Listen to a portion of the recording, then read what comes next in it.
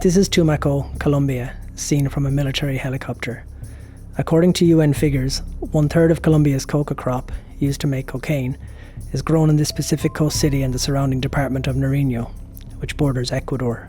In recent months, government forces have launched a manhunt for Walter Arezala, alias Guacho, a former member of the now demobilized Revolutionary Armed Forces of Colombia, or FARC.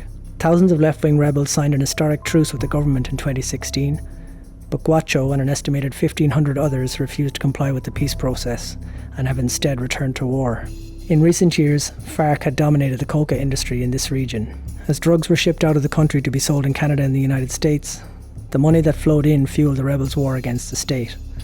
Over 90% of the cocaine that ends up in North America comes from Colombia, according to US estimates. Here in Tumaco, a number of criminal groups are now fighting over the riches FARC gave up when it laid down its weapons and entered demobilization zones. Into the city have rushed Mexican cartels, right-wing neo-paramilitaries, former FARC soldiers gone rogue, and other groups. The situation is so fraught, Tumaco has been described as the laboratory for Colombia's peace, a test of outgoing President Juan Manuel Santos' plan to bring over 5 decades of carnage to an end.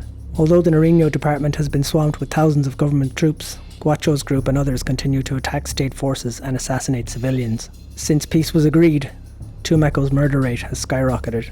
Guacho's Oliver Sinisterra front caused international outrage when 3 men working with an Ecuadorian news outlet were abducted near the border in April. Their bodies were found near Tumaco in June.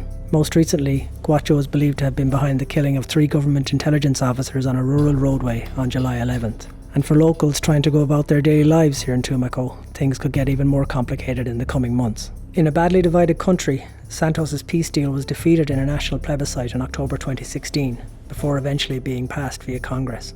Incoming Colombian President, Iván Duque, is threatening to dismantle parts of the deal, which could create further mistrust among the rebels and lead more of them to decide to turn away from peace. As the manhunt for Guacho continues, in Tumaco the post-conflict problems are proving almost as vexing as the conflict itself.